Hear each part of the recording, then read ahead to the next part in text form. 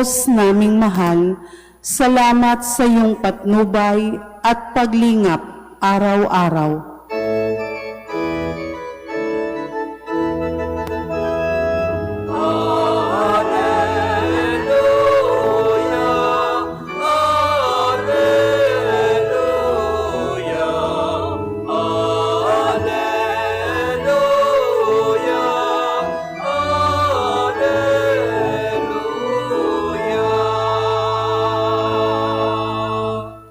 Sumainyo ang Panginoon. At sumaiyo rin. Ang mabuting balita ng Panginoon ayon kay San Mateo. Papuri sa iyo, Panginoon. Noong panahong iyon, umuwi si Jesus sa kanyang bayan at nagturo sa kanilang sinagoga. Nagtaka ang mga nakarinig sa kanya. Sabi nila, saan kumuha ng karunungan ang taong ito? Paano siya nakagagawa ng kababalaghan? Hindi ba ito ang anak ng karpintero? Hindi ba si Maria ang kanyang ina? At sina Santiago, Jose, Simon at Judas ang kanyang mga kapatid na lalaki? At dito nakatira ang kanyang mga kapatid na babae? Hindi ba? Saan niya natutunan ang lahat ng ito? At ayaw nilang kilanin siya. Kaya't sinabi ni Jesus sa kanila, ang propeta'y iginagalang kahit saan, liban sa kanyang sariling bayan at sa kanyang sariling sambahayan. At dahil sa di nila pagsampalataya, hindi siya gumawa roon ng maraming kababalaghan. Ang mabuting balita ng Panginoon. Pinupuri ka namin, Panginoong Hesukristo. Isang magandang umaga po sa inyong lahat. Ngayon po ay Biyernes, bagamat tayo po ay nasa ika-4 na linggo ng Pasko ng Pagkabuhay. Ngayong araw na ito din ang pagsisimula ng ating Flores de Mayo. Kaya naririto na sa ating harapan ang imahin na gagamitin para sa pag-aalay ng mga bulaklak sa mga batang titipunin mamaya. Kaya kung sinong gustong mag-sponsor ng bulaklak at pamerienda para sa mga bata na ikakatikais ay punta lang po kayo sa opisina. At ngayon ay sa pandaigdigang pagdiriwang, Labor Day, araw ng mga manggagawa, na itinatalaga ang araw na ito para sa lahat ng manggagawa na sila po ay parangalan, sila ay bigyan ng pansin, sila ay pasalamatan sa kanila pong paggawa o pagtatrabaho. At ang simbahan naman ay ibinigay si San Jose bilang patron ng lahat ng manggagawa. Kaya nga sabi sa ating Ebanghelyo, si Jesus ay napakahusay kahit na siya ay anak lamang ng isang karpintero. Minamaliit, pero hindi ito naging hadlang kay Jesus para makagawa siya ng hindi kayang gawin ng iba.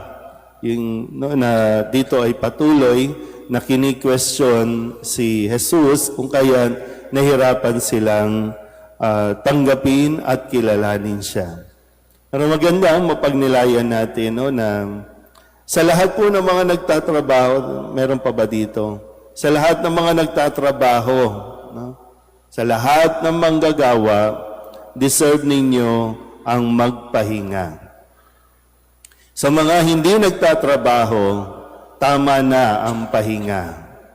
Masyado nang matagal, di ba? Kaya nga nagkakaroon tayo ng issue ngayon tungkol sa mga ayuda, tungkol sa mga 4Ps. Hindi tayo ano ba tayo dyan? Against, sa pagtulong sa mga mahihirap nating kababayan, pero baka ang mga 4Ps at mga ayuda ay parang lalong tinatanggalan ng dangal ang isang tao.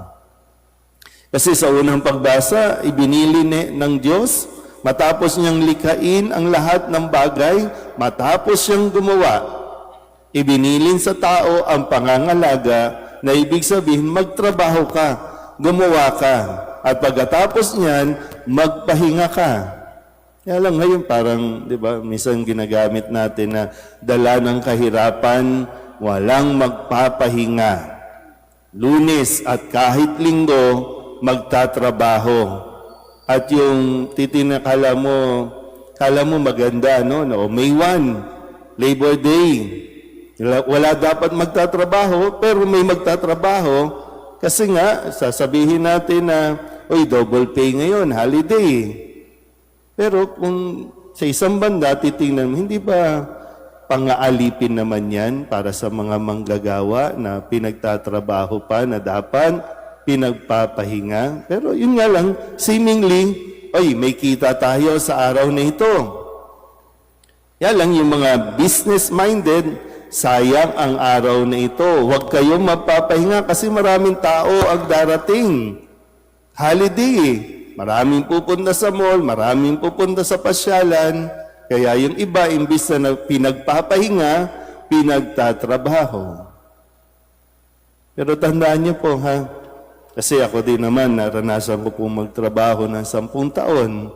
Meron din kasi namang yung sense of fulfillment na pag nagtrabaho ka, kikita ka, yung bang kada kinsenas katapusan, may kita mo yung pinaghirapan mo. Di ba, mahahawakan mo, tapos mabibili mo kung anong gusto mong kainin, kung anong gusto mo na mga bagay sa mundong ito, kasi deserve mo naman dahil nagtrabaho ka. Kahit anong trabaho. Sana po, no, katulad ng dito na binabanggit sa Ebanghelyo, sana po mabigyan nyo rin ng dangal ang inyong pagtatrabaho. Wala ito sa kung ano ang posisyon o kung ano ang titulo. Ngayon kasi, no, para bang pag sinabing, alam niyo minsan nasa mindset lang talaga eh, no? Kasi sabi, karpintero lang. Eh di ba sa mayayaman, ano ang karpintero? Di ba artist? Oh, anong problema? Kung karpintero ang tatay mo, hindi siya karpintero lang. Artist ang tatay mo. Di ba? May exhibit pa nga ang mga yan eh. Kaya lang, dahil nga sa pagtingin natin, binababa natin ang dangal ng isang tao, imbis na iangat mo, kaya yung iba tuloy na mga bata na de-develop sa utak nila ay mahirap lang. Pero hindi naman pala eh. Pero kahit anong posisyon mo, pinakahahangaan mang posisyon yan, pero kung hindi ka gumagawa ng mabuti at hindi mo ginagawa ng tama ang iyong pagtatrabaho, walang dangal at walang dapat na ipagmalaki kahit nakakurbata, kahit nakabarong ka pa. Kaya nawa, no, sa araw na ito, nawa pagnilayan din natin ng mabuti. No? Kasi hindi tayo pwedeng mabuhay sa mga ayu-ayuda lamang. Maganda po, no, na may mga programa para sa mga manggagawa, para sa mga mahihirap, kuno, no? Pero, di ba mas magandang programa kung ang bibigay mong ayuda, magtrabaho sila, makapagtrabaho sila. Hindi yung buwan-buwan na lang ay, no, aasa na may ayuda. Kayo po na may mga senior dito, trabaho kayo, kaya deserve niyo yung pension. Buwan-buwan, kulang, maliit nga yan kumpara sa inyong naiambag sa gobyerno eh. Di ba? Deserve niyo yan. Pension ang tawag doon. Pero sa mga hindi nagtrabaho, yan, ayuda ang tawag dyan. Pero, di ba, pwede mong tulungan sa mga handang magpagod at kumilos o gusto mo ng tulong, itong puhunan, ipuhunan mo. Hindi yung kada bigay, wala na. Ngayon nga, kahit yung ayuda, inaisasanla na eh. Kasi ginagawa nating tamad. At alam nyo, kasalanan sa Diyos ang maging tamad. Ang piliin mong maging tamad. Kasalanan yan. Kasi yung iba naghihirap, no, para sa kanilang kinabukasan, tapos ibibigay lang para sa mga ayaw kumilos. So, sana po no, sa tulong ni San Jose, ulitin ko po, anuman ang trabaho natin, sikapin natin, ikarangal din tayo.